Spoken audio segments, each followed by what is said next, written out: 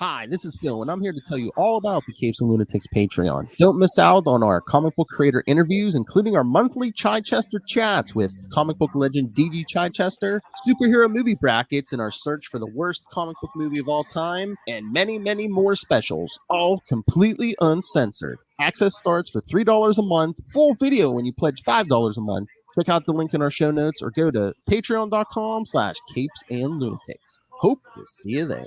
This is Luca Perich, and you're listening to the Capes and Lunatics podcast. Recording has started.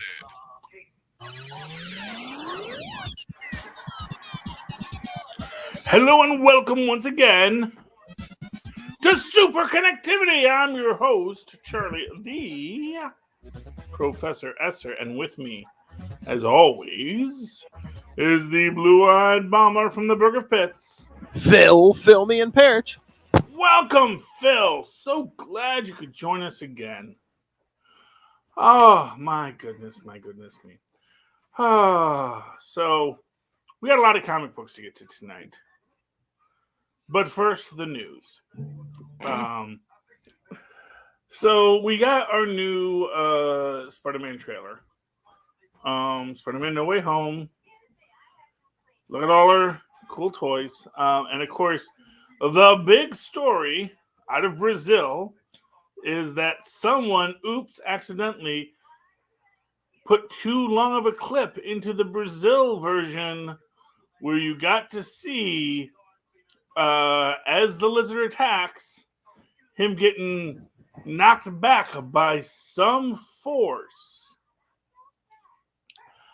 Now, I'm going to jump back a bit on this, because first I'm going to say, do you think that was an accident? Or do you think they intentionally let something out in Brazil expressly to say, oh my goodness, toodle-dee-dee, how did that happen? And then, because the whole idea is that, Brazil, it's a major market. I'm not trying to take away from Brazil, but it is Brazil.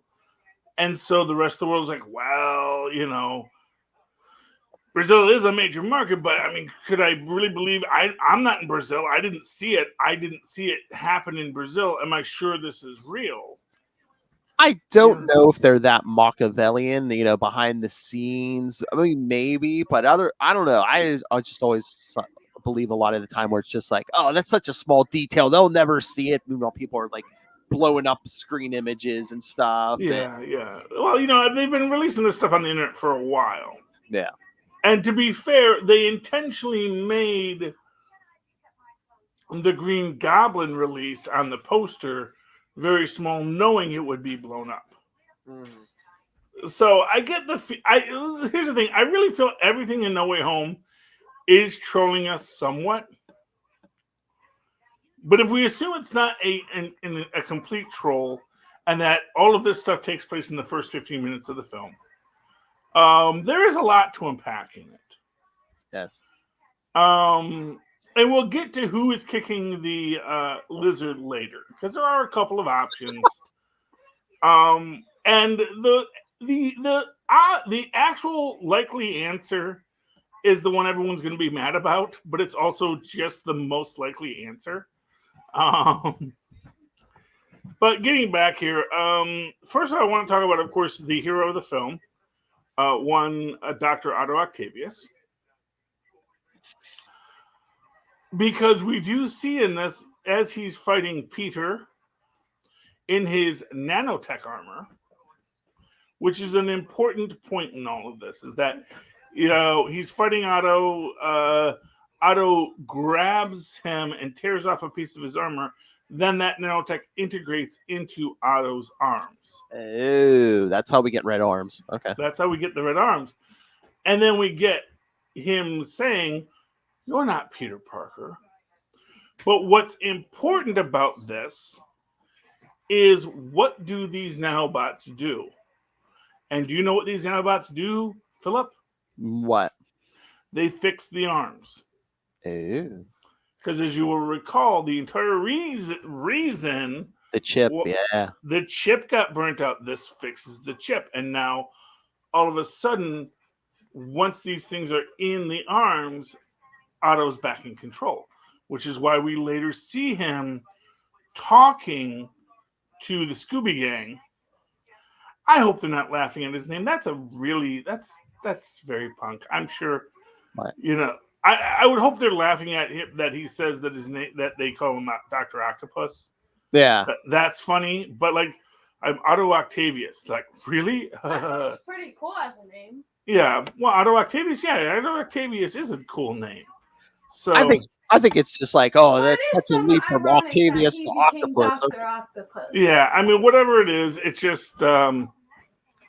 Like I said, I don't think they're laughing at his name there. That would not. I don't think that's in character for them. Yeah, no. Or if they are, there's something else going on there.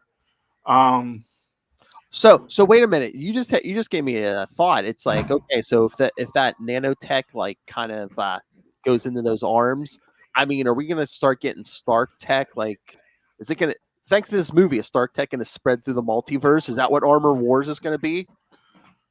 I mean, it's possible. I mean, I don't know. I never really thought of Armor Wars as a multiversal situation. I mean, in the comics, it was Tony Stark going, a lot of his technology got out there and he was trying to rein it back in before he's like, I don't want to be responsible for my tech killing people if it's in the hands of like villains and stuff. So actually, I'll go you where it might go. That might be a place that people didn't think of is AI nanobots kind of starting to operate on their own. And it becomes a situation where this AI nanobot tech, which got loose after Tony, because that's the thing, they're like all these self-contained little robots that are seeking to self-organize. They organize in certain environs, and this could be a lead into that, because obviously we see that they can merge with another universe's tech, which means that no matter what the tech is, it can merge with it and it can build it out. And then what if these things start integrating into other things and start to get out of hand? And that's what the Armor War is going to be, is, Rhodey and Ironheart working to try and unbreak the nanobots, because of course it's getting out of hand, because now they're sentient and now they're, they call themselves Friday, or they call themselves Ultron. Maybe Ultron gets rebuilt in the whole thing. Again, there was a story in the early 2000s. One of Tony's armors became sentient. So, I mean, it could, they could do something. Yeah, and the idea of an actual sentient armor could be a really interesting concept, especially with these nanobots forming their own little network and building themselves out. So that's a real interesting possibility that could be teased here. But as it is, I think there's going to be a lot of flashbacks in this movie. Mm-hmm. I think we are going to get Uncle Ben. To be fair, as much as what's his name, Andrew Garfield has said he's not in it, so is Nicholas Hammond. But for some reason, we believe Nicholas Hammond when he says, no, they didn't even ask me. We don't believe Andrew Garfield. And no one's even talking to Tom. Tom is just like, no one cares. But actually, I do think we will get more than one Spider-Man, and I think the Spider-Man we're going to get is Miles. Mm. And in fact, I actually think it is a strong possibility that Tom Holland could, quote-unquote, die in this. And then Miles Morales becomes the Spider-Man of the Sony universe. Maybe gets broken off into the Venomverse along with some other characters. Maybe that's how we get that split. Or maybe the other option is that Miles continues in the MCU verse as the Spider-Man, and then Tom Holland Ben Reilly clone shows up in the Sonyverse. Or it's just like, that Tom Holland version has to go into the Sonyverse, because it's like, okay, it's either that, or if you stay in the MCU, everyone's going to know you're Spider-Man. I mean, that could be a possibility. What happens next is going to be the question. We're watching you, know. Mephisto. We're watching it. Everyone's watching Mephisto. But yeah, it's an interesting concept. It's an interesting possibility. My more out there theories is that this could be where they introduce Cloak and Dagger. Oh, maybe. Because someone had pointed out that one of the license plates that there was like ASM 183, whatever it is, but like the actual Peter Parker 183 was a team up with Cloak and Dagger. And if you think about it, the lizard jumping and then having someone come out of Cloak and kick him, that's a classic Cloak and Dagger move. They're out there, and there's this, which is one of those weird questions, like, could we trade these characters like Pokemon? So, like, okay, Sony, we're gonna let you have our Cloak and Dagger that we built. We're gonna give you a couple of these characters. You get to have them in your universe. We're gonna take Peter, or we're gonna take Miles, and then you have whatever you're gonna deal with next. I mean, I think if both parties agreed, they could pretty much do that if they want. They could Well, do yeah, we can do our trades, and that's the thing. Like, it could be that Marvel is willing to say you can have Peter. We would like to keep Miles, so let us keep Miles and the Prowler and Don Glover and whoever the Miles is going to be, and you can have Peter and Venom and Kraven, whatever you're going to do with him. Because we don't want him. He's not a good character. I don't know. I mean, I could see them trading other characters, but I think if the MCU had their way, they'd want both Spider-Man, I think. I think they'd want both Spider-Man. It's one of these things where they would want MCU would want everything. Oh, yeah. If they can't get everything, then they have to get strategic. Mm-hmm. And when they look at the characters and what stories they can tell next, Peter is great, but Miles, you can do a lot more with. Miles has a lot more potential. But I mean, if you're looking at potential to build, which is, for what it's worth, what the MCU has always done, taking characters with potential and built them. But this isn't the 90s anymore either. Disney's playing from a position of strength. They don't want to make a deal. They're just like, okay, we'll just keep everything the way it is. Yeah, well, but what they can do, and this is where good old Ben Reilly comes in. Oh, yeah. They can do what Steve Gerber did with Howard the Duck. He died in that other universe. The one that died in that other universe was the clone. Oh, yeah. And now we have the real one, So that's the possibility that they could explore with that. That, we're going to build out they're going to let Sony build their Sonyverse with their things if they want to leave. And that's what it comes out. And here's what I'll tell you. I'll bet you they leave it somewhat ambiguous. In fact, it would not surprise me if we get. So here's another option for who's kicking Lizard. What if it's Ben Reilly clone? No.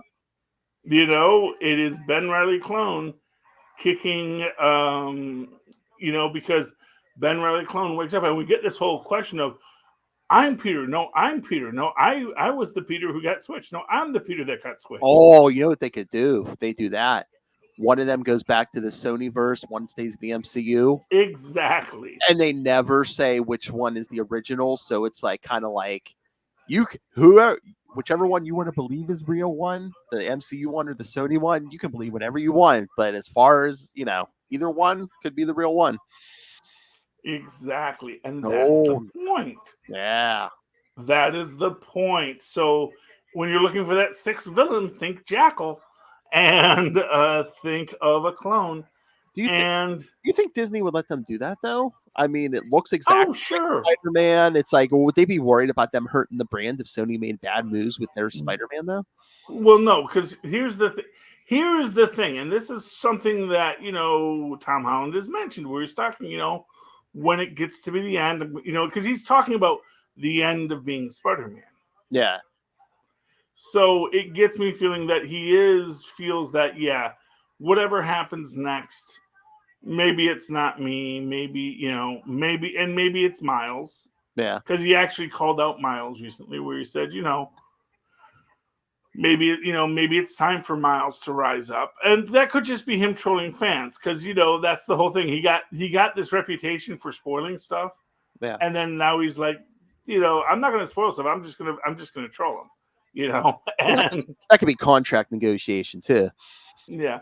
But the idea is that they could have a split Tom Holland, and it's easy to work into the story. Mm-hmm. We don't even need a Gwen Stacy's clone to sleep with Norman Osborn. It's great. Although now that never happened, it was all hypnotism. It's canon now. Right, that's right. You were hypnotized the whole time, and so it's good. I'm excited to see Otto working with them. Obviously, Otto also knows that they're ghosts. So basically, that I think is the real point of this, is that Otto understands things now that maybe the crazier ones don't. Also, very interesting in this is that Electro actually looks depowered in this. I just got a quick flash of him. Was he wearing the green and yellow?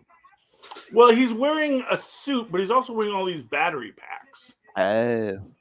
And it kind of looks like, rather than being a person generating electricity, he's kind of trying to recreate.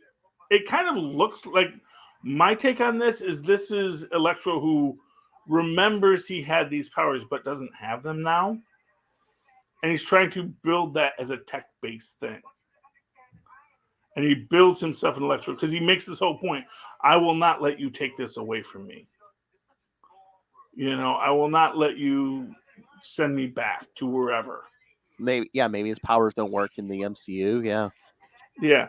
And then we get the telling line from Doctor Strange in this that well, it might not even be that his powers don't work. It's like, Doctor Strange says these are all people who died fighting Spider-Man. Mm-hmm. And then the idea then becomes, well, maybe they are, maybe coming back as ghosts, their powers don't come with them. But Otto's arms came with him because they're his arms. But then how does the Sandman work, Or they're just getting plucked from different points in the timeline, but they plucked Max Dillon from before he got his powers, but somehow he remembers having them. Yeah. There's any number of possibilities of what it's going to be. And that's the whole thing, is like, there's going to be possibilities. There's a lot, for as much as people think, oh, this is what's going to happen, we really have no idea. Oh, yeah. That's the thing, is like, I don't think anyone thought, from everything we saw in the Eternals, that what happened in the Eternals was going to happen in the Eternals, I mean, I'm sure we thought, oh, it's kind of a Marvel's Justice League. And then it's like, oh, wow, it's really Marvel's Justice League. But better and not 4 hours long. Yeah. It's like, oh, wow, okay, that's way more motivation for a sulky, mean Superman. So yeah, for our battle of the worst superhero movies ever, I think it's unfair that Marvel gets to have both the worst and the best superhero films. Oh my! Although, to be fair, I have not seen Steel yet. So, but Shaquille O'Neal's so lovable, I can't imagine it is that unwatchable. I'm just saying. I think by sheer power of Shaquille O'Neal himself, that movie can make it across the finish line and not be the worst superhero film ever made. Moving right along. You want to talk some comics, Phil? Yeah, let's talk some comics. Yeah, so let's open up with my Indie of the Week that we teased last episode. Actually, no, Lilith, you there? No, I don't think she's here. Okay, Yeah. So if she shows up, we'll do that. And if she misses it, then we'll do something else. Okay. Let's talk about Elvira meets Vincent Price. All right. My Indie of the Week by Dynamite Comics. Very fun. You know, we're in Cairo because it was the pyramids. They're looking for the writer of the film. They track him down. He's working at a secret temple that he has discovered that he never told anyone about, which is ever so much fun because, it's good to know that Egypt still has secrets that aren't in the British Museum. Yeah, they call you out, British Museum. Take it. We got these two guys. There's a couple of Laurel and Hardy guys here with the fezzes on. Trying to see if we get their names here.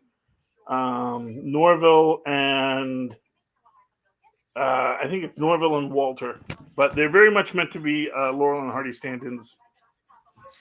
And of course, they get thwarted by Elvira and Vincent, but at the end, they do have to face off against the evil lady in this, who is Amunet, and she gets the scroll of all things at the end of all things. The whole plot line here is that she said she had the scroll of the end of all things, but actually she didn't. But of course, that led Elvira and Vincent Price to track down the real one, which then Norville and the other guy found, and then she can now steal back. And of course, that leaves us with Aminette and Elvira in our next issue, which of course is Inglorious Bastet. See you in 30 days, true believers. That was number 5, you said, right? That was number 3. Number 3. Okay. Which is weird because it seems like it should be number 5. I feel like I've been talking this much longer than 3 issues. Yeah, it must not be every month. Yeah. Here we are. Okay. Do you have a book you want to talk? I thought you were going to jump to something else. Did you happen to read Amazing Spider-Man 78.0? Of course. Yeah, Misty and Colleen Wing. Yeah. Misty and Colleen Wing and the Beyond Corporation. Yeah, and them like their partnership with Monica is cool. Yes. And testing the limits of what the Beyond Corporation can and cannot see, which of course emphasizes the fact that I think these are human level beings with limitations in what they can do, which I find interesting. They gave them an antimatter bomb. Gave them an antimatter bomb, and they gave the Obsidian Star, which is, and honestly, I feel bad for this monster in this. Oh, yeah. It's like he exists to be a MacGuffin. And where do we go with this? And it almost seems like a setup, too. It's like one of these things where it's like, they're like, maybe it's just because I read Suicide Squad, but now I'm like starting to think about double and double crosses. Like, I totally feel like in Suicide Squad, which we reviewed last in Capes, that Amanda knows that everyone's plotting against her, and she's positioning them so that she can have her big reveal. And I kind of feel like the fact that they're getting that Obsidian Star to Monica is like that's what they wanted the whole time. Yeah. That's my take on that. Here's another book I read. Shang-Chi number 6. Ooh.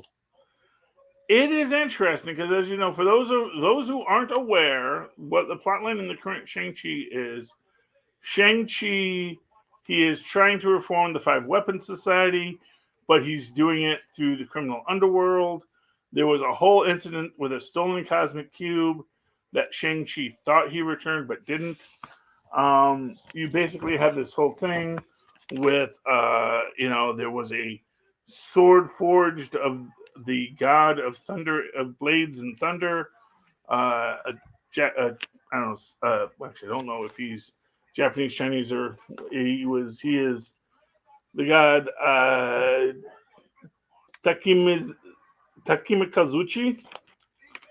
And the entire plotline here then has essentially the Avengers and basically like half the Illuminati and Spider-Man and Thor show up to battle Shang-Chi.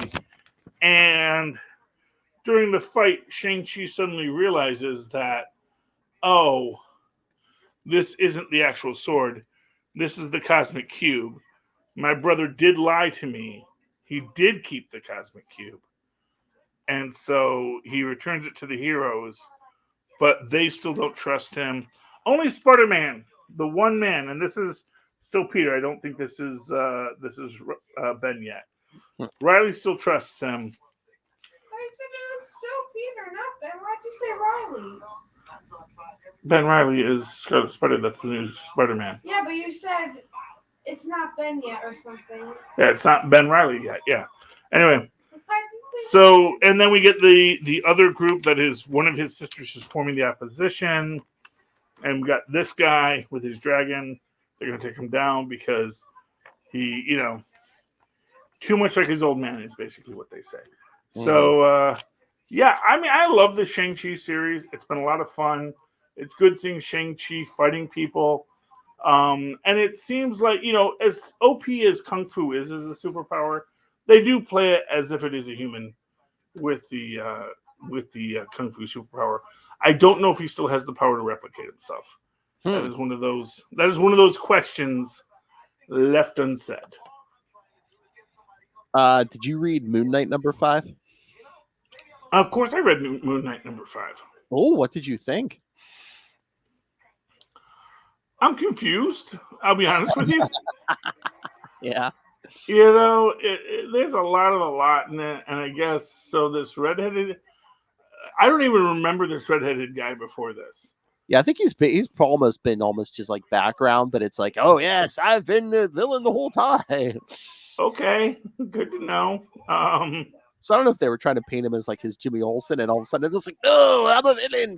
I guess he wasn't very Jimmy Olsen-y either. He was. Zodiac. Yeah, I know. I mean, and they definitely played into that. It's like, oh, golly gee, Mr. Moon Knight. It's like, did this guy ever say golly gee, Mr. Moon Knight? It's like, I think this guy's lucky he had like 1 or 2 lines, maybe, but yeah. Yeah, I get it kind of feels like a character who is just not set up for this unless he's in one of the other was he one of the other vampires? I don't know. Trying to remember. I have to go back and read, but I wonder if they'll even go if Jen McHale write like an issue coming up where they'll go into this whole thing. It's like, here's how we got in Moon Knight Circle or whatever. Yeah. Anyway, I mean, I enjoyed it. I enjoyed the psychology of. Like I said, this is a great book if you like to read about people sitting on a couch talking to their psychiatrists. Hey man, The Sopranos did it for how many years? Yeah, but this is better than that. Yeah. Because I actually feel there's progress, and there actually is a redeemable character at the heart. Yeah. That's the thing of it. And what I think is most interesting and telling about it is just the idea that he is working through this mental illness and this pain. And honestly, I love the idea about how, because this is the thing, as I'm reading it, and they're talking about Khonshu and the whole, I will give you all this if you follow me. It's like, dude, that's like what Satan says. And then he's like, yeah, and then I totally did that because that's like what Satan says, It's like I totally betrayed everything I was just for my own selfish reasons. Oh, yeah. And, I found that to be really, really powerful. I mean, like, I hope we get some of this in the new Moon Knight series, which I'm also very excited about. Yeah, they're gonna have to build up. They're gonna have to build up to that, though. It's because this is all after that Age of Khonshu and the Avengers and stuff. I mean, there's a lot. I mean, yeah, but you can do the psychological stuff wherever you need. Oh, yeah. I think they're going to. I think they've already said that he's gonna have the DID and everything. So yeah, I think they're. Yeah, I'm not even certain that the psychiatrist exists. Oh. Yeah, I don't know if anyone else feels that, but I feel like I don't know if I've seen that psychiatrist interact with anyone. This might be like a Sixth Sense kind of thing. I mean, she's a character from Marvel Comics, but I mean, maybe this. Oh, okay, so if she's a real character, then maybe But again, maybe that's the ultimate. That's not Kafka, is it? No. It's Stern. Was it Andrea Sturman? Yeah, I think she was I think she worked with Nomad in the 90s. Was she like in some of those Thunderbolts real quick? But yeah, I'm saying that maybe that's the ultimate gag, though. She is that character is a real character in Marvel Comics, but maybe Moon Knight met her once or twice, and now he's just imagining her. Sort of like, and that would be interesting foreshadowing because they do make the point about how he thought he had a team up with Cap, Wolverine, and Spider-Man, but it was actually just himself the whole time. the Bendis stuff. Yeah. Yeah. So good old Bendis. See, there you go. You're always so mean to him. I mean, I didn't like that he did it, but I like that Jed McKay like remembers all the old, Yeah. threads and all the old stuff. Well, yeah. Well, but that's old stuff. Back in the 90s when things were in the ancient world. Well, it wasn't even that. The Bendis stuff was like what 2000s or 20. Yeah, exactly. It's like it's not old. It's only 20 years ago. It's like me in the 80s talking about, oh man, that's from the 70s. That's ancient. Like Lil keeps reminding me the 90s weren't 10 years ago. I know. Oh gosh, you ask Luke about the aughts, and he'll be like, "You mean the early 21st century?" Oh yeah, he was born in 2013. Yeah. Oh, I know. Oh yeah, it's like wait, they had numbers before the tens. But anyway, yeah, no, I really like it. I really like what they're doing with it. I'm like I said, I'm not impressed by the villains so far, but that's minor because I kind of feel like the villains are just sort of props for that psychological deconstruction.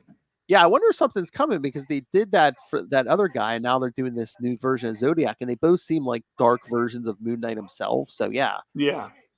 Well, exactly, and I think that, and may even be because that was actually that weird thing when they say it was the soldier, and just before that, Moon Knight describes himself as the soldier. Mm. And it's like, part of me is like, oh man, is this all happening in Moon Knight's head? Which would not be as cool, but it's like, that, oh, there was no soldier, there was no this. It's just, what's his name? It's just Mark beating himself up, literally and figuratively. Although it would be interesting to find out that these other ideas manifested themselves in this universe, that because of what occurred with Khonshu, now all of his, like, basically, his head split open and all these parts came out. Oh yes, they got reality, not dissimilar to what happened to Mike Murdoch, Mm-hmm. Yeah. and just that idea of these beings coming to existence, sort of fully formed, sprung from the head of Moon Knight. So could be interesting, is what I'm saying. Here's a comic I read, Kang number 4. Kang the Conqueror, leading into next issue is Kang the Conqueror, Milky Watch Time. We're leading up to Kang Timeless. I think it might be a one shot, it might be a miniseries. But it should be interesting. We're working through Kang's origin, and it's a really good effort to try and put all the disparate pieces together. And we get back to him ruling the radioactive wasteland, and the actor, not the actor, but the his right hand man. I want to call him Berto Baltag, who is evil, is going to kill Ravonna because Ravonna has once again been reincarnated. And he doesn't kill Baltag, but Baltag then kills Ravonna. And he feels like, oh, I'm a fool, because I tried to be the hero. I couldn't be the hero. But then we find out that he has taken Ravonna, and he basically places her existence throughout time so that he can now go and find her. So it's pretty cool, man. It's like, if you like Doctor Who and the Impossible Girl series and all that kind of stuff, there's some pretty fun ideas here, as well as classic Marvel punch and war, and just Kang as a character, and really explores him in a great way, leading up to, of course, the MCU's stuff and more efforts to make Kang the big bang, the big bad, or the big on-screen presence of the next few years for Marvel Comics, because that's kind of what they're doing. They're not they want to put him in this spot where is he the villain? Is he the hero? He is just Kang, and it could be interesting to watch. What else you got, Phil? Did you say you read The Thing #1? I did read The Thing #1. Surprised. I thought you would have talked about this before now. Yeah. Well, Lilith said it came last week, but I didn't get it last week. Yeah, neither did I. So I just picked it up this week. Yeah. Yeah, I got it this week as well, and it's weird. Yeah. What it was weird. Yeah. Well, one, it's a flashback. It's Yeah, so this is obviously meant to be like a story set at some point, I guess, in the 80s, it's like, if you're going to set it somewhere, I guess, or with comic books that might have been published in the 80s, but like him and Alicia are still together, but here they're going to break up. And then what's weird is that so first off, there is like a weird death's head creature that is stalking him that Hercules can see, but no one else. And then you get the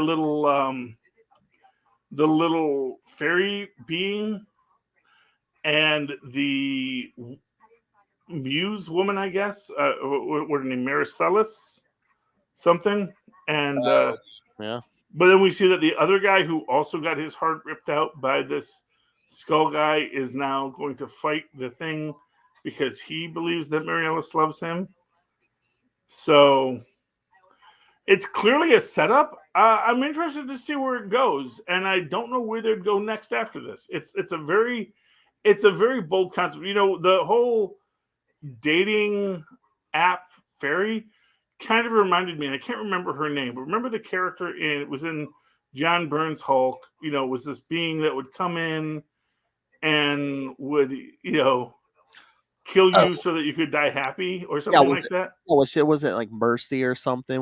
Something like that. Yeah, and it kind of all reminds me of that.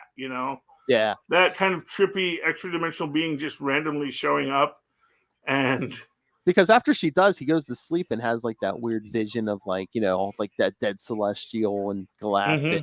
And we see that creature that's been stalking him and does to him what he did to the other guy, who eventually becomes the guy who we see him fighting next episode. Yeah. So it's interesting, the whole ripping out of the heart and all that kind of stuff. But yeah, again, I don't know when it happens because it's like you don't even know, is Franklin around because Reed and Sue are out of town, so is Franklin with them? So yeah, I'm guessing this is pre-Franklin in some way, maybe because they're off talking to the Russians for some reason. So this might be early on in their relationship. I'm guessing this is supposed to be somewhat early in the Fantastic Four's tenure. Yeah, I mean, yeah, because Ben and Alicia aren't married. They're in the Baxter building. Yeah, I get the feeling like the tech is meant to look like that 60s tech, but be a little more updated. And we did get a quick appearance by Willie Lumpkin. Good old Willie Lumpkin, yeah. So at least we know he's alive and well, so that's good. Mm-hmm. Okay. Anything else you want to talk about tonight, Phil? No, I think I'm good. I think we're good too, and this is a good time to cut it off, and a good time to let people know how they can support us, how they can reach out to us, how they can help Super Connectivity and the Capes and Lunatics family grow. Well, you can always find all of our social media and our YouTube channel. Please subscribe there. Our Patreon, most importantly, you can please support us there if you can. Once again, we're on our own, paying for this out of our own pocket. Or merchandise, you can pick up cups, t-shirts, phone cases, all of that. Everything Capes and Lunatics and Capes and Lunatics Sidekicks. You can find it at Linktree, linktr.ee/Capes and Lunatics. And if you want to talk to anybody on the team, just email us, capesandlunatics@gmail.com, or call the voicemail, 614-382-2737. That's 614-38-CAPES. All right, and if you'd like to write to me in the old-fashioned email way, the way our mothers and fathers once did, do so at superconnectivityblog@gmail.com. That's superconnectivityblog, all one word, at gmail.com. And of course, follow me on the Twitter as I live tweet things when I feel like it at Charlie Esser. That's CharlieEsser. Look for the 2 E's in the middle. for quality. Bing! Thank you, Maz.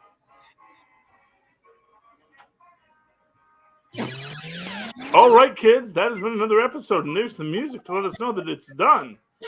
So why don't you go home, think about all you've done and all you've read some more, and then figure out how it all connects together. We'll talk about it again next week here on Super Connectivity. Good night. Good night.